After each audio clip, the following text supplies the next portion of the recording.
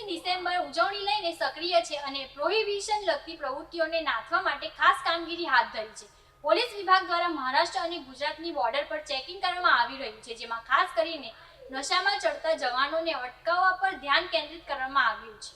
Tapi police 31મી ડિસેમ્બરની ઉજવણીના ઉત્સાહ વચ્ચે પણ સક્રિય અને સતર્ક સ્થિતિમાં છે. પ્રોહિબિશનને લગતી તમામ ગેરકાયદેસર પ્રવૃત્તિઓને અટકાવવા માટે પોલીસ દ્વારા વિશેષ કામગીરી હાથ ધરવામાં આવી રહી છે. મહારાષ્ટ્ર અને ગુજરાત બોર્ડર પર કડક ચેકિંગ કરવામાં આવી રહ્યું છે, જેમાં ખાસ ધ્યાન નશામાં ચડતા લોકોને અટકાવવા અને જાહેર સુરક્ષા સુનિશ્ચિત કરવા પર કેન્દ્રિત છે. પોલીસ વિભાગે નગરવાસીઓને સુરક્ષિત રીતે ઉજવણી કરવા માટે સાવચેતીપૂર્વક વર્તવાની પણ સલાહ આપી છે.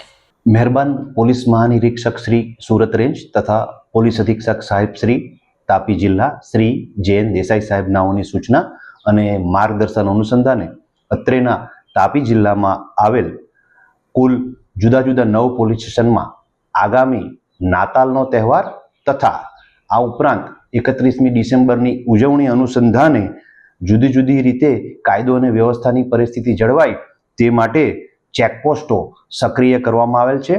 આ ચેકપોસ્ટો જોવામાં આવે તો કુકરમુંડા પોલીસ સ્ટેશન વિસ્તારમાં પિસાવર, મોટાવલ, ડોડવા ફાટા તથા નિઝર પોલીસ સ્ટેશનમાં વાંકા 4 રસ્તા તથા કેસરપાડા, સોનગઢ પોલીસ સ્ટેશનમાં લક્કડકોટ તથા વીરથવા અને ઉચ્છલ પોલીસ સ્ટેશનમાં બેડકી નાકા ચેકપોસ્ટ સક્રિય કરવામાં આવેલ છે.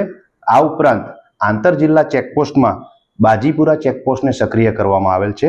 આ તમામ 9 ચેકપોસ્ટ ઉપર જુદી જુદી એસઆરપીની ટીકડીઓને પણ કામે લગાડવામાં આવેલ છે. આ ઉપરાંત આખા જિલ્લામાં હોમગાર્ડ તથા જીઆરડીને પણ એલર્ટ કરવામાં આવેલ છે. આ ઉપરાંત લોકલ પોલીસ સ્ટેશન દ્વારા પણ જુદી જુદી જગ્યાઓએ સંવેદનશીલ પોઈન્ટ ઉપર વાહન ચેકિંગની કામગીરી શરૂ કરવામાં આવેલ છે. આ કાર્યવાહીનો મુખ્ય હેતુ આ દિવસો દરમિયાન જિલ્લામાં આવતા પ્રોહિબિશનને લગતી પ્રવૃત્તિ તથા પ્રોહિબિશનનો નશો કરી વાહન ચલાવતા વ્યક્તિઓને અટકાવી અને અકસ્માતના ગુનાઓ બનતા અટકાવવાનો છે. અને આ સમગ્ર ડ્રાઈવ દરમિયાન કુલ 112 જેટલા કેસો કરવામાં આવેલ છે અને આ કાર્યવાહી આગળ પણ ચાલુ છે.